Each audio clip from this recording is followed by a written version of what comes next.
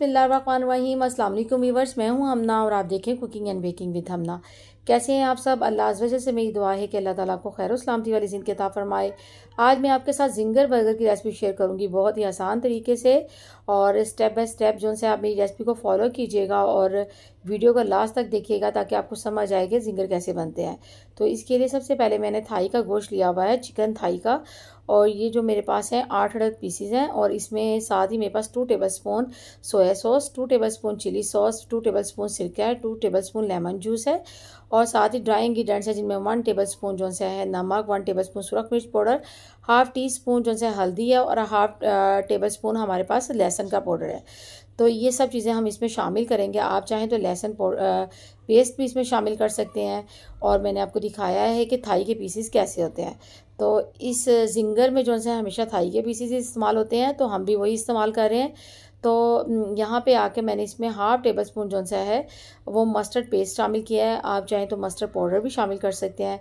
तो हम अच्छे तरीके से इसकी मैरिनेशन कर लेंगे, और मैं हाथ से इसकी मिक्सिंग करूँगी, और इसको मैरिनेट करने के बाद हम तकरीबन 4 घंटे के लिए रखेंगे ताकि तमाम मसाला जो से हैं चिकन के अंदर तक चले जाएँ और इसका फ्लेवर जो सा है चिकन में आए। तो यहाँ पे मैंने इसकी मैरिनेशन अच्छे तरीके से कर दी। अच्छे तरीके से मिक्सिंग करने के बाद हम इसको 4 घंटों के लिए रख देंगे। तो चले आएँ उस वक्त तक हम जिंगर बर्गर के लिए सॉस तैयार करते हैं। तो जिसके लिए मैंने तकरीबन 1 प्याली जो है मैंने यहाँ पे मायोनीज़ ली है। साथ ही मैं इसमें 2 टेबलस्पून चिली गार्लिक सॉस इसमें शामिल करूँगी, 2 टेबलस्पून इसमें मैं टमाटो केचप शामिल करूँगी, और 1 टेबलस्पून इसमें सिरका जाएगा, और 1 टेबलस्पून इसमें मस्टर्ड पेस्ट शामिल करेंगे। तो ये सब चीज़ें शामिल करने के बाद इसकी अच्छे तरीके से हम मिक्सिंग कर लेंगे। तो ये जो सॉस है जिंगर के लिए स्पेशल इस्तेमाल होती है, और इसका फ्लेवर बहुत ही ज़बरदस्त और यमी सा आता है जिंगर में। तो ये जो सॉस है हम बना लेते हैं। तो उसके बाद में आप चलते हैं जिंगर बनाने के लिए। तो यहाँ पे मैंने इसकी अच्छे तरीके से मिक्सिंग कर दूंगी इसको, और आप चाहें तो यहाँ पे थोड़ा सा पानी भी इसमें शामिल कर सकते हैं। अगर आप चाहते हैं ये थोड़ी सी रनी हो सॉस, तो यहाँ पे पानी आप इसमें शामिल कर सकते हैं, लेकिन मैंने यहाँ पे पानी ऐड नहीं किया है, बल्कि इसकी अच्छे तरीके से इसी तरह मैं मिक्सिंग कर लूँगी। तो ये जो हमारी सॉस है वो रेडी हो चुकी है। और अब मैं आपको बताऊंगी कि हमने जिंगर की मैरिनेशन कैसे करनी है और इसके लिए क्या इंग्रेडिएंट्स इस्तेमाल करने हैं। तो सबसे पहले जो है मैं 1 kg जो है मैदा ले लूँगी, और साथ इसमें ड्राई इंग्रेडिएंट्स है जिनमें हाफ टेबल स्पून नमक है, हाफ टेबल स्पून सुरख मिर्च पाउडर, हाफ टी स्पून जो है इसमें ब्लैक मिर्च पाउडर है, हाफ टेबल स्पून इसमें paprika powder, half table spoon chicken powder है इसमें, और हाफ टी स्पून जो है इसमें लहसुन पाउडर है। वो सारी चीज़ें हम इसमें शामिल करेंगे, और इसकी अच्छे तरीके से हम स्पैचुला के साथ इस तरह मिक्सिंग कर लेंगे तमाम ड्राई इंग्रेडिएंट्स जो से मैदे में शामिल हो जाए। तो ये जो मसाला जात हैं ये बहुत ही ज़बरदस्त फ्लेवर लेके आएंगे जिंगर में, और इंशाल्लाह हमारे जिंगर बहुत ही मज़े के बन के तैयार होंगे, बिल्कुल बाज़ार जैसा कि हम KFC में जिंगर खाते हैं इंशाल्लाह वैसा ही यमी सा टेस्ट और वैसे ही यमी सा टेक्सचर इसके ऊपर आएगा। तो यहाँ पे मैंने एक फ्राई पैन में ऑयल गर्म करने के लिए रख दिया था। जैसा कि हमारा ऑयल एक तरफ गर्म हो रहा है, तो दूसरी तरफ हम जिंगर की तैयारी कर लेते हैं। तो यहाँ पे मेरे पास मैदा जिसमें मैंने तमाम इंग्रेडिएंट्स शामिल कर दिए हैं, साथ ही मेरे पास एक बाउल पानी का है, और मैं आपको बताऊंगी कि हमने इस पानी को क्या करना है। और तकरीबन 4 घंटे पहले मैरिनेट किया हुआ हमारे पास चिकन है। तो यहाँ पे मैं चिकन का एक एक पीस उठाऊंगी, और हम इसको मैदे में रखेंगे, और इसको मैदे में सिर्फ हम उसकी साइड्स चेंज करते हुए हल्का हल्का हाथ से इसको प्रेस करते जाएंगे। तो यहाँ पे हमने क्रम्स बनाने की कोशिश नहीं करनी, सिर्फ इसको मैरिनेट करना है। आप चाहें तो बाकी जो चिकन के पीसेस हैं उनको भी इसी तरह प्रेस करते हुए साइड्स चेंज करते हुए अच्छे तरीके से उसको मैदे में फोल्ड करके आप रखते जाएं। तो यहाँ पे अभी हम क्रम्स नहीं बनाएंगे, मैं आपको बार बार बता रही हूँ। यहाँ पे सिर्फ हमने दोनों साइड्स पे अच्छे तरीके से मैदा कोट करना है। उसके बाद इस चिकन को हम पानी में डिप करेंगे और फ़ौरन से निकाल लेंगे, और अब हम बनाएंगे इसके क्रम्स। तो इसके लिए सबसे पहले मैंने मैदे में चिकन को रखूँगी, और इस तरह मुट्ठी को बंद करते हुए बार बार जो है इस पर क्रम्स बनाएंगे हम चिकन पे। और हमने चिकन को जो है बार बार मुट्ठी को बंद करना है, बार बार उसके ऊपर मैदा जो है हथेली के साथ इसके ऊपर डस्ट करना है, और इसी तरह प्रेस करके बार बार मैं जो है इसके ऊपर क्रम्स बना लूँगी।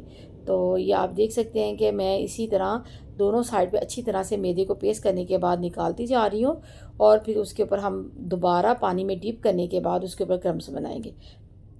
تو میڈیم فلیم پہ ہمارا آئل بڑے اچھے طریقے سے گرم ہو چکا تھا، تو میں نے کرمز بنانے کے بعد چکن اس میں ڈال دیا ہے، اور اس کی جب تک ایک سائیڈ اچھے طریقے سے پک نہ جائے تو ہم اس کی دوسری سائیڈ چینج نہیں کریں گے، ٹھیک ہے۔ ایک سائیڈ جو سی ہے وہ اچھے طریقے سے اس کا جو ہم نے اس کے اوپر میدا لگایا ہے وہ اچھے طریقے سے اس کے اوپر ٹھہر جائے، تو پھر اس کی سائیڈ جو سی ہے آرام سے ہم چینج کریں گے۔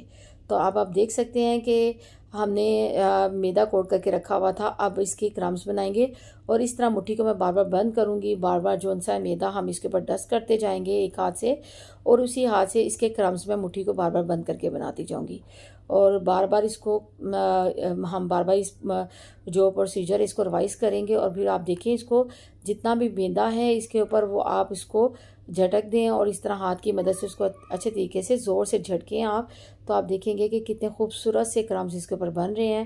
اور اسی طرح یہ دیکھیں کوٹنگ کیا ہوا میدا جو سا ہے اس کو میں چکن کو بار بار پانی میں ڈیپ کروں گی، اور اس کے اوپر کرمز بناتے جائیں گے، اور یہ پروسیجر صرف آپ نے ایک دفعہ کرنا ہے، مطلب ایک دفعہ آپ نے صرف چکن کے اوپر میدے کو دونوں سائڈ پہ کوٹنگ کرنی ہے، اس کو پانی میں ڈیپ کرنا ہے، اور اس طرح کرمز بنانے ہیں۔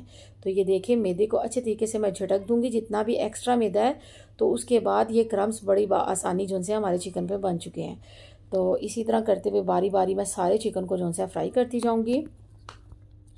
تو یہاں پہ جو 2 پیسز ڈالے ہوئے تھے اس کی سائیڈ ہم نے چینج کر دی تھی، اس سائیڈ کو بھی اچھے طریقے سے ہم پکا لیں گے۔ تو اس کے لیے ہم نے کڑھائی میں یا فرائی پین میں آئل کھلا ڈالنا ہے، اور اس طرح دونوں سائیڈ پکنے کے بعد اس کو نکال لیں گے۔ تو آپ سمجھیں کہ یہ شاید اندر سے کچا رہ گیا، ایسا بالکل نہیں ہوگا، ہمارا جو چکن ہے بڑا اندر سے سافٹ اور بڑا جوسی سا ریڈی ہوگا انشاءاللہ، اور بہت ہی یمی سا ہوگا۔ تو آپ اس کی کوٹنگ چیک کر سکتے ہیں، اس کا آپ کلر دیکھ لیں، اور یہ انشاءاللہ بالکل بازار کے جیسا جو سا ہے ہمارا یہ چکن جو سا انشاءاللہ زنگر بن کر ریڈی ہوگا۔ تو اسی طرح باری باری میں کسی بھی آئل سٹرینر کے اوپر اس کو نکالتی جاؤں گی چکن کو باری باری فرائی کرنے کے بعد، اور بعد میں آپ کو بتاؤں گی کہ ہم نے برگر کی اسمبلنگ کیسے کرنی ہے۔ تو اسی طرح جب ایک سائیڈ چکن کی اچھے طریقے سے فرائی ہو گئی تو میں نے اس کی دوسری سائیڈ چینج کر دی۔ تو آپ کو اگر یہ میری ریسپی پسند آئی ہو تو اس کو لائک کریں، کامنٹ کریں، شیئر کریں، اور سبسکرائب کرنا مت بھولیے گا۔ تو کائنڈلی کامنٹ میں کنجوسی مت کیا کریں، مجھے بتایا کریں کہ آپ کو میری ریسپی کیسی لگتی ہیں، اور مجھے یہ بھی پتہ چلے کہ کون کون میری ریسپی دیکھتا ہے۔ تو یہاں پہ یہ دیکھیں دونوں سائڈ جو سی ہیں اس کی ایک سائڈ فرائی کرنے کے بعد اس کی دوسری سائڈ ہم نے چینج کر دی تھی، اور اب دونوں سائڈز کو اچھی طرح سے فرائی کرنے کے بعد جو سا ہم اس کو بھی آئل میں سے نکال لیں گے، اور اسی طرح کرتے ہوئے ہم باری باری سارے چکن کو فرائی کر لیں گے۔ تو یہ دیکھیں ہماری اس کی دوسری سائڈ بھی بڑے اچھے طریقے سے جو سا فرائی ہو چکی ہے، کلر آپ دیکھ سکتے ہیں بہت ہی زبردست اس پہ آیا ہے۔ تو یہاں پہ آ کے میں آئل میں سے یہ چکن کے پیسز بھی جو سے ہیں آسانی سے نکال دوں گی۔ تو میں یہ آپ دیکھ سکتے ہیں کہ میں اس کے لیے بہت بڑے چمچ کا استعمال نہیں کر رہی، بلکہ فورک کی مدد سے میں نے ان کی سائڈ آرام سے چینج کی تھی، اور اب اسی طرح میں آرام سے اس کو نکال لوں گی، جتنا بھی ایکسٹرا آئل ہے وہ اس میں نکل جائے گا، اور اسی پروسیجر کو دوبارہ اگین کرتے ہوئے میں سارے چکن کو فرائی کر لوں گی۔ اب ہمارے پاس برگر بن ہے، تو برگر بن جو سے کسی اچھی کمپنی کے یوز کیجیے گا آپ۔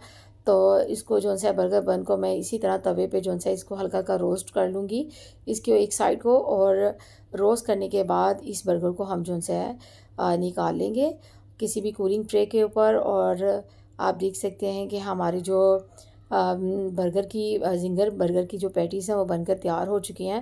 تو اب میں آپ کو بتاؤں گی کہ اس کی اسمبلنگ ہم نے کیسے کرنی ہے۔ تو ہم جو برگر کا نیچے والا حصہ ہوتا ہے اس پہ ہم برگر جو میں نے سپریٹ تیار کیا ہے وہ میں اس کے اوپر برگر سوس لگاتی جاؤں گی، اور اسی طرح سپون کی مدد سے جو ہے میں سارے برگرز پر نیچے والے حصے پر میں اس طرح سوسز لگا دوں گی۔ تو یہ آپ دیکھیں برگر سوس لگانا ہے آپ نے، اور یہ بہت ہی یمی سا سوس ہے ہمارا، بہت ہی زبردست فلیور لے کے آئے گا انشاءاللہ۔ تو اسی طرح کرتے ہوئے باری باری جو ہے میں تمام برگر پر جو ہے اس طرح سوس لگاتی جاؤں گی۔ تو تمام برگر کے لگانے کے بعد اس کے اوپر ہم جو سا سیلڈ سب سے پہلے رکھیں گے، جس میں سلاد کے پتے ہیں، کھیرے اور ٹماٹر ہیں، اور آپ چاہیں تو یہاں پہ آ کے سلائس چیز بھی اس کے اوپر رکھ سکتے ہیں، لیکن میں سلائس چیز نہیں رکھ رہی ہوں۔ اور یہاں پر جتنے بھی زنگر کے ہم نے پیس تیار کیے ہوئے تھے سارے ہم جو ہے ان برگر کے اوپر رکھ دیں گے۔ اور یہاں پہ جو ہے میرے پاس وائٹ سوس تھی، جو کہ میں پہلے بھی آپ کو بنانا بتا چکی ہوں، وہ وائٹ سوس جو سے ہم اس کے اوپر ڈالتے جائیں گے، اور اس کا بہت ہی مزے کا انشاءاللہ اس کے اوپر فلیور آئے گا۔ اور یہاں پہ ہم دوبارہ سے اگین جو برگر کا اوپر والا سلائس تھا اور جو اوپر والا برگر کا پیس تھا اس کے اوپر بھی ہم سوس لگائیں گے اور اس سے برگر کو کور کر دیں گے۔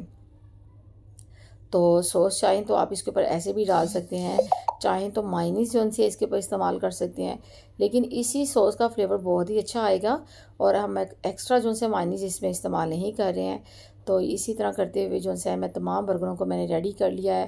آپ دیکھ سکتے ہیں کہ ہمارے کتنے زبردست برگر جو سے بن کے ریڈی ہوئے ہیں اور انشاءاللہ یہ آپ کو بہت ہی زیادہ پسند آئیں گے۔ تو مجھے فیڈ بیک میں ضرور بتائیے گا کہ آپ کو یہ میری ریسپی کیسی لگی ہے۔ تو انشاءاللہ آپ ٹرائی کیجئے گا اور دیکھیے گا کہ آپ کے کرمس بہت ہی زبردست سے بنیں گے۔